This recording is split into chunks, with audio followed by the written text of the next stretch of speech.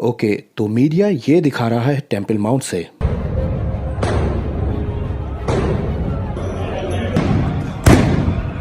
चलिए मैं अब आपके सामने चीज़ों को आसान करता हूँ। इस हफ्ते रमज़ान का आखिरी शुक्रवार था। दुर्भाग्य की बात है कि हर रमज़ान को ही कट्टर जो फलस्तीनी हैं वो हिंसा, दंगे और झड़प को बढ़ावा देते हैं इजरायली पुलिस के साथ टेम्पल माउंट के ऊपर।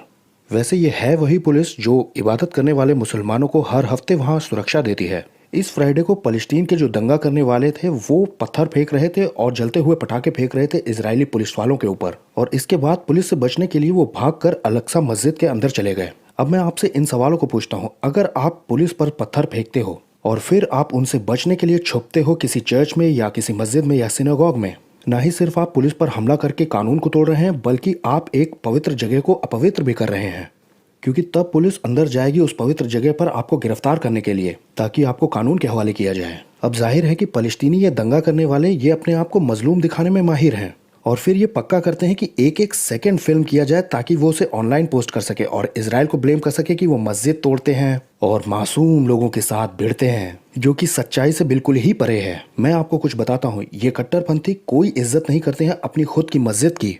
ये पुलिस के ऊपर मस्जिद से ही पत्थर फेंकते हैं, और न सिर्फ पुलिस के ऊपर बल्कि पत्थर और चीजें फेंकते हैं यहूदी वर्शिपर्स के ऊपर, वेस्टर्न वॉल के ऊपर से। वो मस्जिद के अंदर पत्थर इकट्ठा करके रखते हैं। सुनिए, वो प्रोटेस्ट नहीं कर रहे हैं, वो यहूदियों की हत्याएं करने के लिए आवाज लगा रहे हैं। आखिरी फ्राइडे को उन्होंने टेम्पल माउंट पर गाया कि हमास तेल अवीव पर रॉकेट से फायर करे। अलक्सा को पवित्र बनाने के बजाय उन्होंने इसे राजनीति बना दिया। अलक्सा की इज्जत करने के बजाय उसको इबादत की जगह समझने के वो उसका इस्तेमाल करते हैं एक अड्डे की तरह जहां वो इजरायली पुलिस पर हमला कर सकें, क्योंकि उन्हें यह मालूम है कि इस तरह के वीडियोस और पिक्चर्स पूरे ग्लोबल मीडिया में हंगामा मचाएंगे।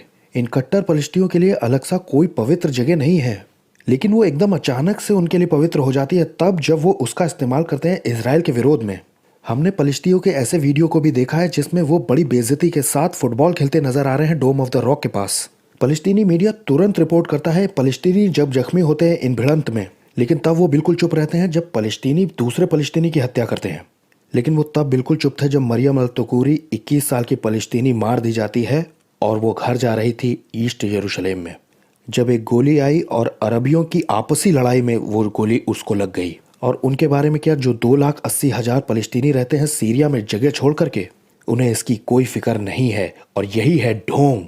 उनकी इजराइल से नफरत ज़्यादा बड़ी है बजाय कि वो प्यार करते अपने लोगों से और उनके बच्चों से। सुनिए, 17 से ज़्यादा पुलिस वाले जख्मी हुए हैं इन झड़पों में, और उनमें से लगभग आधों को हॉस्पिटल में इलाज की ज़रूरत पड़ गई है। इस IDF सोल्जर के जरा चेहरे को देखिए जिसे पत्थर लग गया, जो कि समरिया में फलस्तीनी लोगों ने फेंका था इसी हफ्ते। पत्थरों से जान भी जा सकती है, लेकिन धन्यवाद हो कि वो ठीक हो रहा है। मैं अपनी पुलिस के साथ खड़ा हूँ। ये वही पुलिस वाले हैं जो इस बात को सुनिश्चित करते हैं कि हज़ारों मुसलमान अलक्सा मस्जिद में अपनी नमाज को हर फ्राइडे कर सकें। ये वही पुलिस है जो सुरक्षा देती है मुसलमान, मसीहियों को और यहूदी इबादत करने वालों को। ये किसी भी तरह से नस्लवाद को बढ़ावा नहीं देते हैं, बल्कि इसके उल्टे बहुत सारे इजरायली पुलिस वाले और औरतें अरब मुसलमान हैं, मसीही हैं और ड्रूज हैं। मैं इजरायली पुलिस को सपोर्ट करता हूँ, क्योंकि हर पुलिस ने वैसा ही किया होता जैसा इन्होंने किया उस हिंसा से निपटने के लिए जो कि जान ले सकती है। प्लीज़ इस वीडियो को शेयर कीजिए, उन कट्टर लोगों को दुनिया से झूठ बोलने मत दीजिए।